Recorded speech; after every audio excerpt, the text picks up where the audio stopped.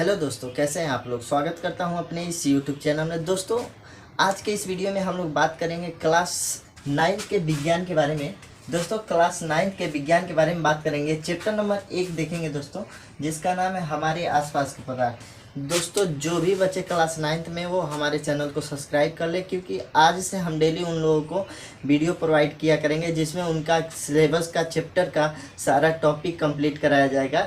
उनको नोट भी प्रोवाइड करवा देंगे दोस्तों। तो आज हम स्टार्ट कर रहे हैं। पहला चैप्टर हमारा है, चैप्टर नंबर पहला है हमारे आसपास के पदार्थ। दोस्तों, उसमें हम पदार्थ के बारे में पढ़ेंगे। इसमें दोस्तों देखेंगे पदार्थ कहते किसे हैं, पदार्थ की कितनी अवस्थाएं होती है, पदार्थ को कैसे कन्वर्ट किया जाता है, मतलब पदार्थ की अवस्था को कैसे परिवर्तित किया जाता है। दोस्तों, इन सभी के बारे में इस चैप्टर में हमें बताया गया। तो दोस्तों, सबसे पहला हमारा जो हेडिंग होगा वो होगा दोस्तों पदार्थ। पदार्थ आखिर कहते किसे हैं। दोस्तों, नॉर्मली कोई पूछ देगा कि तुम्हारा पहला चैप्टर क्या है, तो हम तो कह देंगे हमारे आसपास के पदार्थ है। लेकिन पूछेगा कि आखिर पदार्थ होता क्या है, पदार्थ आखिर होता क्या है, तुम बताओगे क्या।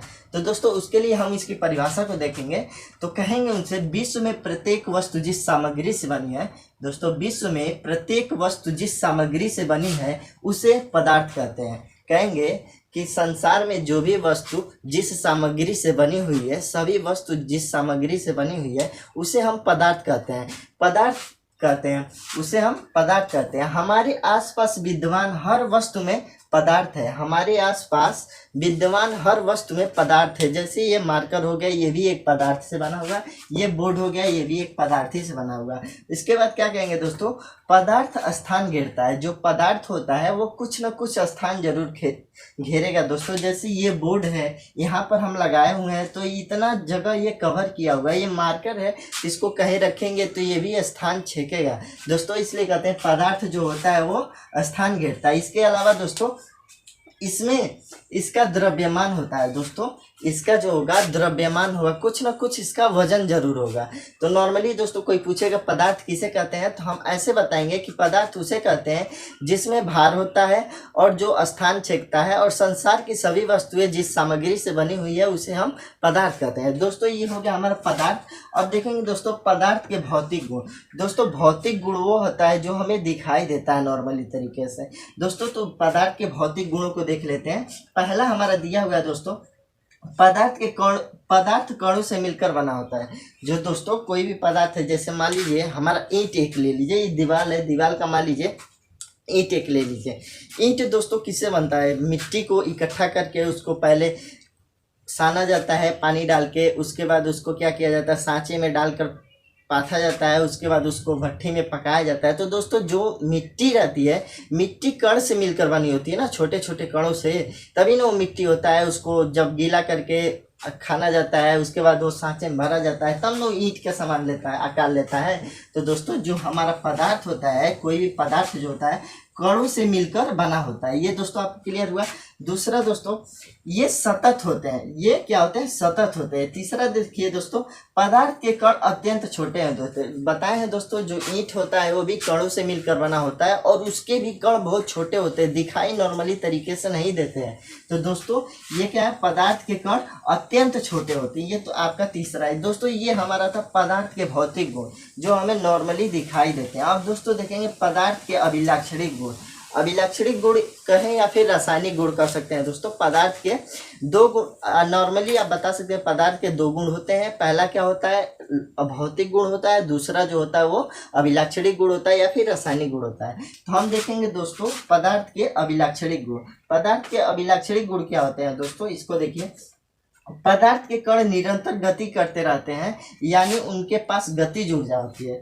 जो दोस्तों पदार्थ होता है, मान लीजिए कि एक गिलास पानी लीजिए, वो भी एक पदार्थ ही है। दोस्तों, उसका पानी लीजिए, उसमें जो कण रहते हैं वो निरंतर गति करते रहते हैं। इसका उदाहरण के लिए हम समझ सकते हैं, पानी को नॉर्मल आप गिलास में रख दीजिए, व्हाइट कलर ट्रांसपेरेंस गिलास लीजिए, उसको पानी को ऐसे रख दीजिए। पानी आप देखेंगे तो शांत रहेगा, लेकिन उसमें आप जब इंक की बूंद डालेंगे तो देखेंगे चारों तरफ धीरे धीरे फैलने लग रहा है।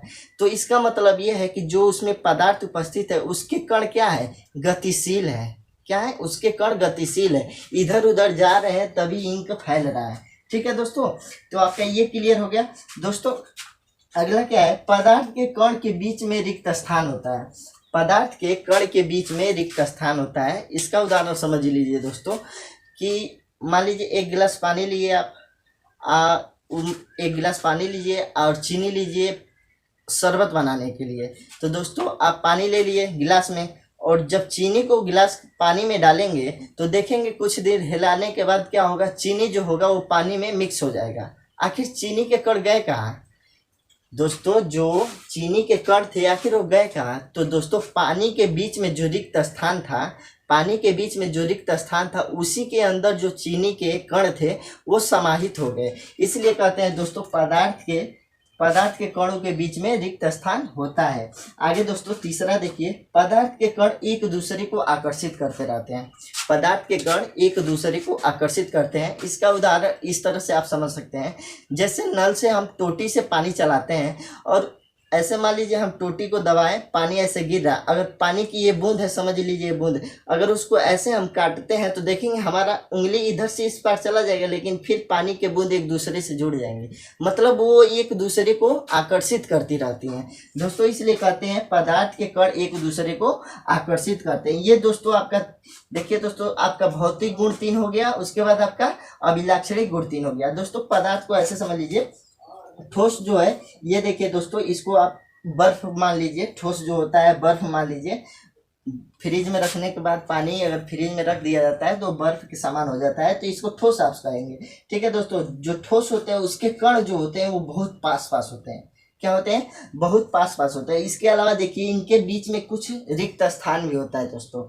ठीक, कण पास पास होंगे लेकिन इसमें रिक्त स्थान भी होगा। इसके अलावा देखिए दोस्तों, द्रव जो है, द्रव हमारा जो है पानी है, एक गिलास में रखा हुआ है, इसके जो कण देखिए ठोस की अपेक्षा थोड़े दूर दूर होंगे और इसमें भी रिक्त स्थान होगा। ठीक है दोस्तों, इसके अलावा देखिए गैस जो है द्रव की अपेक्षा इसके जो कण होंगे वो बहुत दूर दूर होंगे और इसमें भी रिक्त स्थान होगा। दोस्तों आज की इस वीडियो में हम लोग देखे हैं पदार्थ किसे कहते हैं, पदार्थ के भौतिक गुण और रासायनिक गुण देखे हैं। दोस्तों अगली हम वीडियो में देखेंगे ठोस अवस्था किसे कहते हैं, द्रव अवस्था किसे कहते हैं, इसके अलावा गैस अवस्था किसे कहते हैं, इसकी परिभाषा देखेंगे और इसके कुछ गुण भी देखेंगे। दोस्तों धन्यवाद।